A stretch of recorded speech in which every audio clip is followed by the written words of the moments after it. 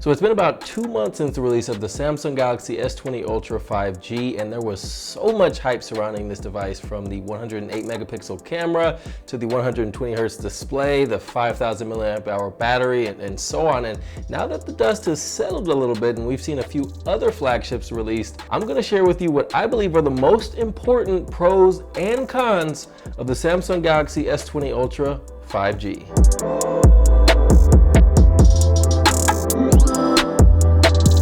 What is poppin', guys? Welcome to today's Tech with Lando, where I discuss my experience with today's dopest tech. Now, if you're new, consider subscribing, and let's jump right into these pros and cons. So I'll start with battery life. Pro number one, the S20 Ultra 5G has a 5,000 milliamp hour battery, which is one of the largest you can find in any smartphone. And the S10 Plus last year sported just a 2,100 milliamp hour battery. Now, I'm averaging anywhere between 4 and 7 hours of screen on time, and that's with 120 hertz enabled. Now, I haven't tested it with 60 hertz enabled. I'm not down to downgrade, but I'm sure that's even better. So that's pretty solid. It's pretty on par with what we would see from a device that's still just running 60 hertz. So pretty solid. I know a lot of us techies were a little bit concerned about how the 6.9-inch display would hold up running at 120 hertz at all times, but again, I am very pleased. Now, when it comes to refueling, the S20 Ultra 5G offers up to 45 watts of super fast charging, and that'll get you about 0 to 50 in 20 minutes, and then 0 to 100 in about just 1 hour. Now, sadly, which, I mean, this makes absolutely no sense, but the $1,400 device only includes the 25 watt charger in the box, which still charges relatively quickly, but I'm just not seeing the Ultra in that. Now, the 15 watt wireless charging works pretty good as well, and so pretty much no matter which way you decide to top up, you'll get some solid charging speeds. So to recap, the 5,000 milliamp hour battery is arguably the most ultra thing about the S20 Ultra. Moving on to night mode as pro number two of the S20 Ultra. Night mode photos out of this controversial camera actually do deliver in somewhat ultra fashion. As long as there is a glimmer of light coming into the sensor, I mean, this camera is very likely going to produce a very bright and usable image. Now, I will say that the camera does seem to struggle with white balance if the source of light is from an incandescent bulb. However, that is something that you can adjust after the fact in Lightroom or even Google Photos for that matter. But yeah, the photos have quite a bit of pop, and they added quite a bit of texture and contrast to the photo, which I really, really like. I will say that it is much improved over the Note 10 Plus. It now also has a timer and an animation to let you know how long that it's going to take the photo, and if you're using a tripod, it will offer up to 30 seconds for maximum image processing. And I say using a tripod because it will not offer that if it detects that the phone is moving. Obviously, your hands are not going to be as stable as a tripod, and believe me, it's definitely for your own good. Now, with the start of a new decade, Samsung is actually taking a step back from something that they pioneered, and that is the curved display. Ever since the Note Edge was announced alongside the Note 4 back in 2014, Samsung has been all in with the curve. The S6 Edge had both edges curved, and the curved display has been synonymous with Samsung ever since. Now, we've seen quite a few OEMs also use the curved display, and like I said, this year they're taking a step back despite everyone still going all in with that curvature. After all the years of refinement, I must say that this is my favorite display that Samsung has ever made.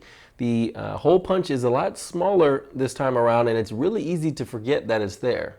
The hole punch camera, that is. I also love how the rear glass has a very, very pronounced curve, and because of that, it makes it feel very ergonomic in the hand. So I find myself every single day, as soon as I get home and I feel a little bit more safe, I take it out of the case so that I can truly appreciate the design. Now, speaking of the rear glass, the camera module has grown on me, quite literally. And while I appreciate Samsung trying to make the camera module a focal point of the design, I do not appreciate how it did not live up to the hype, but we'll get to that after a few more pros. Now, lastly, the weight of the S20 Ultra is significantly greater than previous flagship devices, and I actually do appreciate that. It gives it a little bit more of a premium feel, which is something I was against in the past. Lighter, better, but no, the premium feel, much better. And the device is so proportionate that you can actually balance it on one finger. Now, the display on the S20 Ultra is absolutely massive at 6.9 inches. Watching content on this thing is even better.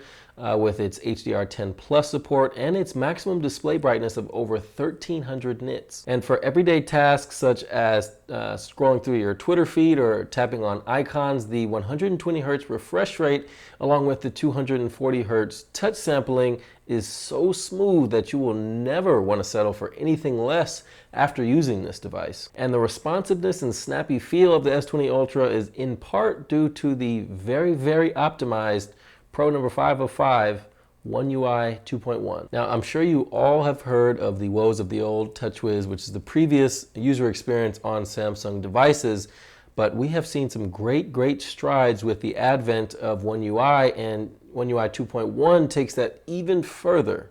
Oh, wait a minute. Time out, folks. Time out. Yeah, it's rain time. Just a minute. Hold on a sec.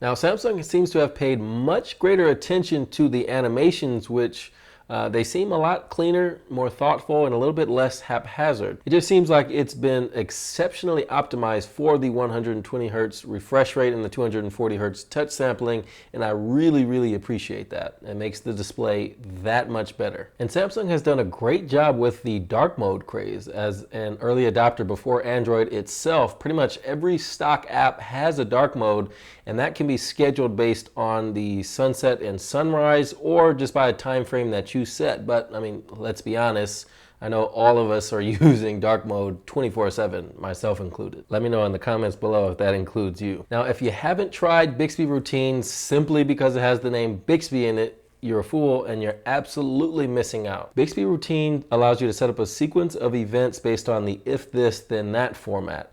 And a couple that I have set up are when I open a photo editing app, the blue light filter turns off, the display brightness is maximized, and auto rotate turns on. Or, when I arrive at work, my phone is automatically set to vibrate, the media volume is set to 0%, and focus mode is enabled. So, I mean, this comes in really handy for a multitude of scenarios. And if you haven't checked it out already, definitely you should do so. And if you haven't, let me know in the comments. And last but certainly not least is the app GoodLock. Now, if you haven't heard of it, GoodLock is an app developed by Samsung that allows you just greater customization to One UI. So one of the things that you can do is you can change the recent app screen. So right now it's kind of that horizontal look, but you can change that to the list format. You can change that to kind of a scaled horizontal flow. In addition to that, you can change the quick panel. You can change the colors of that. You can customize that. I mean, there's endless things that you can do with this thing, and they keep coming out with new apps for it. And that is one of the many benefits of Android, as we all know, is the customization. And GoodLock just really expands that. And as a bonus, I'd like to mention that I really like the fact that Samsung Pass has been baked right into the keyboard for easy access to your passwords. And this is thanks to the new secure element chip that stores that personal, more personal data separately from your regular data. All right, now if you've liked what you've heard so far, consider liking, subscribing, dropping a comment below, and stay tuned for the cons of the S20 Ultra 5G. So unless you live under a rock, in the days and months leading up to the release of the S20s, the camera leaks were the most exciting bits of information that were coming out. There was talk of the 108 megapixel camera, the 100 times space zoom, and the 8K video recording, and those features on paper were set to turn the smartphone camera world upside down. However, that did not turn out to be the case. Not only did the 108 megapixel camera produce lesser quality photos than the 12 megapixel pixel bend images from the same sensor, but the 100 times space zoom turned out to be somewhat of a marketing gimmick, and the 8K video recording is just meh. In addition, because the sensor size of that main wide lens is so large and the plane of focus is so thin, we've experienced quite a few inconsistencies when it comes to autofocus with photos and videos, which I must say, as a longtime Samsung fan, It's just very disappointing. And in recent years, I've noticed that Samsung tends to focus a lot more heavily on the hardware they put into the cameras as opposed to the software. And this has led to devices with lesser hardware performing better due to the software optimization that has been implemented. And quite frankly, I'm not sure that I can say definitively that these cameras are better than the Note 10 Plus's cameras. Now, I will say Samsung has done a fantastic job releasing a series of updates to try and fix some of these software issues, and software updates has been an issue of Samsung in the past, so I definitely need to applaud them on the fact that they've, one, released software updates in a timely fashion, but the software updates are actually fixing some of the issues. Now, when it comes to autofocus, there is only so much that they can do due to the fact that they're using a different type of autofocus this year, which is phase detection autofocus, as opposed to the dual pixel autofocus, which is something they were using on the last few flagships. Now, as I previously stated, the design of this display is by far my favorite of any display Samsung has ever designed. However, I know that there are many of us wondering why Samsung has not enabled 120 Hertz refresh rate at the maximum display resolution of 1440p. Out of the box, it comes at 60 Hertz, and it also comes at 1080, so you'd have to bump that up to 1440, but you cannot run 120 Hertz at 1440p simultaneously. Both the OnePlus 8 Pro and the Oppo Find X2 are capable of pushing 120 Hertz at 1440p, even with smaller batteries. So as the well-documented leader in display tech, I have no idea why Samsung has not enabled this capability. The rumors show that the Note 20 Plus might be capable of 120 Hertz at 1440p, so perhaps they were just holding out on us so that the Note 20 Plus can have a few differences. Now, con number 3 of 3, the most egregious con of them all, drum roll please, the $1,400 price tag that this device carries. Now, even prior to launch, when we knew the specs and the price was leaking, I was still just a little bit iffy about whether that price would be justified, and lo and behold, it's not. The Samsung Galaxy S20 Ultra 5G is not worth $1,400. There, I said it. I think had the cameras truly delivered, we'd be having a much different conversation right now. And the fact that the 45-watt charging brick is not included in the box really just adds to that lack of justification. Ultimately, I can understand that the components, especially the 5G components, likely cost Samsung a little bit extra money.